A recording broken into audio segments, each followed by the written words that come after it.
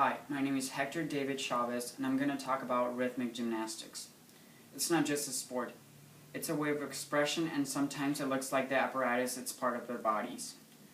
Many people don't know what rhythmic gymnastics is, and the ones that know, they don't think it's a sport, but they don't know how many hours of training and practice it takes to perform one of those routines. Today I'm going to talk about the origin of rhythmic gymnastics, the purpose of rhythmic gymnastics, and rhythmic gymnastics in the present. Rhythmic gymnastics grew up with the ideas of Jean-Georges Navarre, Francois de Lazart, and Rudolf Bode, who all believed in the movement expression where one used dance to express oneself and exercise various body parts. During the 1880s, Émile Jacques Delacroix of Switzerland developed eurythmics. Georges Demare of France created exercise to music that were designed to promote grace of movement, muscular flexibility, and good posture. All these styles were combined around the 1900s into the Swedish school of rhythmic gymnastics.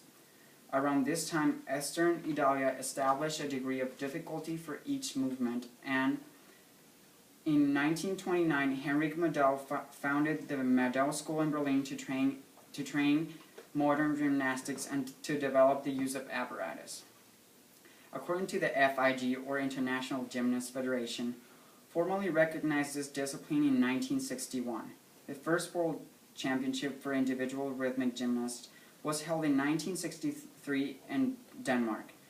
Groups were introduced at the same level in 1967 in Denmark too. Rhythmic gymnastics was added to the 1984 Summer Olympics in LA with an individual all-around competition. The group competition was added to the 1996 Summer Olympics in Atlanta. Now that you know a little bit about how rhythmic gymnastics was created, I'm going to tell you about the purpose of rhythmic gymnastics. Rhythmic gymnastics is a sport in which individuals or multiple teams of 5 manipulate one or two pieces of apparatus. These apparatus can include clubs, hoop, balls, ribbons, rope, and free. Free is no apparatus. An individual athlete can only manipulate one apparatus at a time. When multiple gymnasts are performing a routine together, a maximum of 2 pieces of apparatus can be distributed throughout the group. An athlete can exchange apparatus with a team member at any time through their routine. Therefore, an athlete can manipulate up to 2 different pieces of apparatus throughout the routine. Rhythmic gymnastics is a sport that combines elements of ballet, gymnastics, dance, and apparatus manipulation. The victor is it's the gymnast who earns the most points. This is determined by a panel of judges for leaps, balances, pivots, flexibility, and apparatus handling, execution, and artistic effect. Rhythmic gymnastics was a only women event. The gymnasts, accompanied by music, perform on a 13 square meter floor area with hoop, ball, clubs, and ribbon. Rhythmic gymnastics involves body movement and dance of varying type and difficulty combined with the handling of a small equipment. Rhythmic gymnastics must demonstrate the coordination and control of a well-trained gymnast. The equipment must be handled with the body and music through the exercises done with music. The music length of individual exercises is 75 to 90 seconds, and the group range is 2 minutes to 2.5 minutes.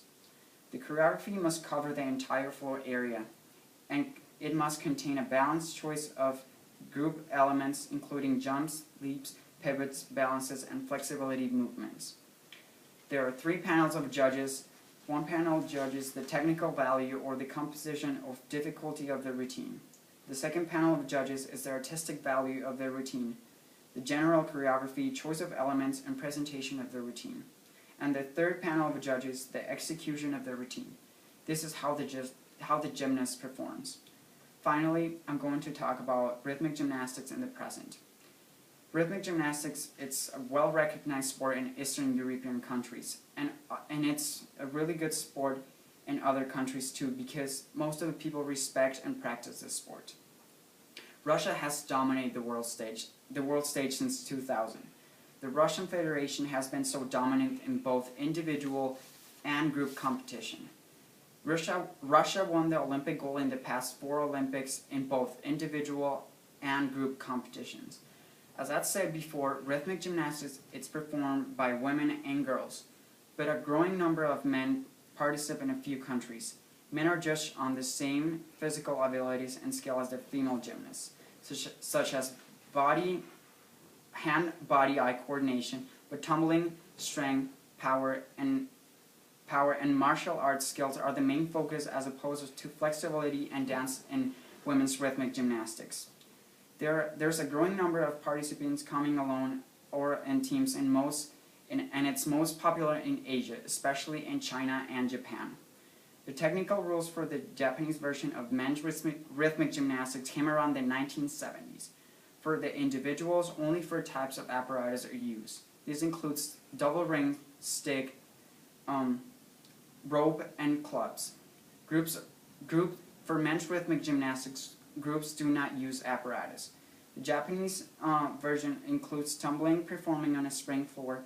Points are awarded based on a 10-point scale that measures the level of difficulty of tumbling and the apparatus handling.